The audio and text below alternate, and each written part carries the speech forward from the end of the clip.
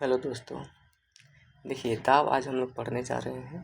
तो दाब क्या होता है? तो किसी सतह के एकांक क्षेत्रफल पर लगने वाला जो बल है उसी को दाब कहा जाता है। दाब इक्वल टू पृष्ठ तनाव पर लंबवत बल बटा पृष्ठ का क्षेत्रफल, यानी कि F/L, force divided by area.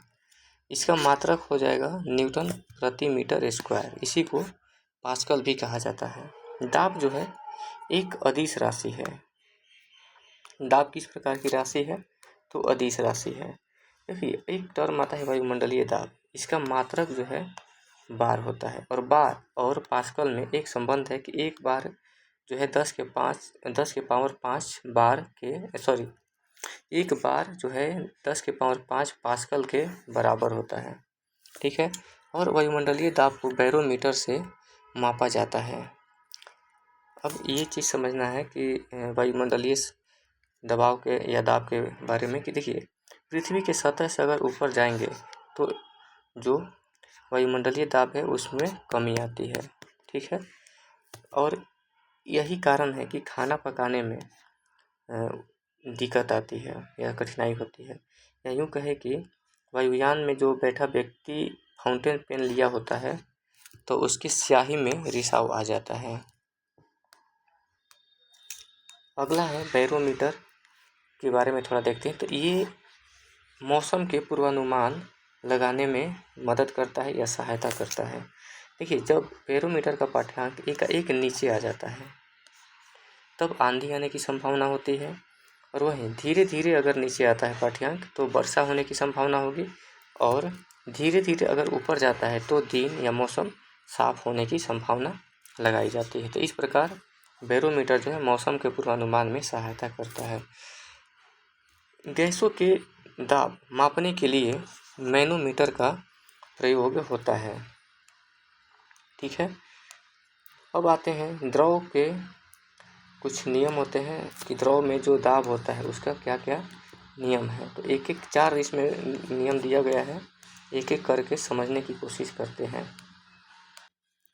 अब देखिए पहला जो नियम है कहता है कि स्थिर दाब द्रव में एक ही क्षैतिज तल में स्थित सभी बिंदुओं पर दाब समान होता है। जैसे अगर मान लिया जाए कि ये कोई एक बर्तन है, ठीक है, ये एक यहाँ पर ऐसे है जिसमें द्रव इतना तक भरा हुआ है, एक यहाँ पर ऐसे द्रव है, मतलब बना इसी में बना हुआ है, यहाँ पर ऐसे इसमें भी यहाँ तक द्रव है, और फिर एक यहाँ पर भी ऐसे बना देते हैं, इसमें भी यहाँ तक द्रव भरा हुआ है। यानी कि तीनों का जो अगर ऐसे लेवल देखा जाए तो समान है लेवल। ठीक है। अब तीनों में द्रव भरा हुआ है और ये जो है द्रव स्थिर अवस्था में है, तो जितना प्रेशर यहाँ पर होगा सभी यहाँ, वहीं जो है यहाँ पर भी उतना ही प्रेशर होगा, यहाँ भी उतना ही प्रेशर होगा। ठीक है। तो सभी जो बिंदु है वहाँ पर जो है द्रव का जो दाब है वो समान होता है। तो ये है पहला नियम। दूसरा नियम कह रहा है कि स्थिर द्रव के भीतर किसी बिंदु पर दाब प्रत्येक दिशा में बराबर होता है। यानी कि अगर एक ही गहराई पर सभी दिशाओं में समान दाब लगता है, ठीक है, तो चारों ओर जो छिद्र बने हुए होते हैं तो सब पर अगर खोल दिया जाए, जैसे एक बर्तन है और यहाँ तक पानी भरा हुआ है और इसमें बहुत सारे पानी का लेयर बना हुआ है, अगर इस लेयर की हम बात करें, अगर यहाँ सभी पर छोटा छोटा छिद्र कर देते हैं तो, और ये सबका जो है क्षैतिज जो तल है वो समान होना चाहिए, तो देखने में ये आएगा कि सभी बिंदु से पर जो दाब है वो बराबर होगा। ठीक है। तीसरा जो नियम कहता है कि प्रत्येक दिशा में द्रव के भीतर किसी भी बिंदु पर दाब स्वतंत्र तल से बिंदु की गहराई के अनुक्रमानुपाती होता है। यानी कि ध्यान देने की बात है कि देखिए ये एक बर्तन हो जाता है और देखिए यहाँ पर एक छेद है, यहाँ पर एक छेद है, यहाँ भी एक छेद है, यहाँ भी एक छेद है। इसको मान लेते हैं A, B, C और D। अब ध्यान देने की बात है कि इसमें अगर जल जो है, जल या कोई लिक्विड इतना तक भरा हुआ है, ये लिक्विड है।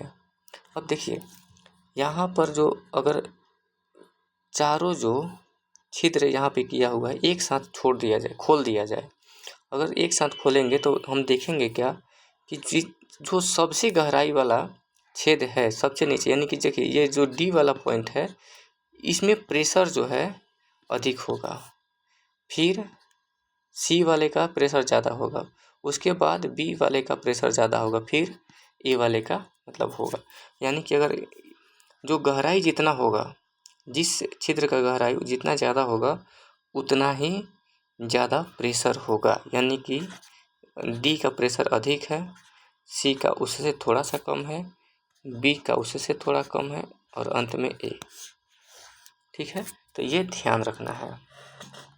अगला बिंदु है कि किसी बिंदु पर द्रव का दाब द्रव के घनत्व पर निर्भर करता है।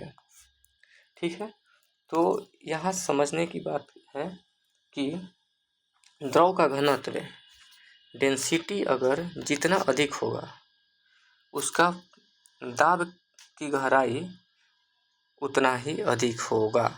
ठीक है, दाब किसी गहराई पर उतना ही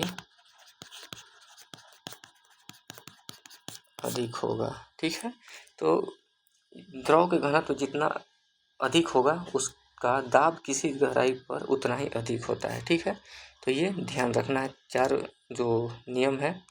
देखिए अगला टॉपिक है पास्कल का नियम। तो पास्कल का नियम के लिए मैं एक अलग से वीडियो बना दूंगा, तो उसको हम लोग फिर से देख लेंगे। ठीक है, चलिए बहुत बहुत धन्यवाद। वीडियो अगर पसंद आए तो लाइक शेयर और सब्सक्राइब कर ही लीजिए।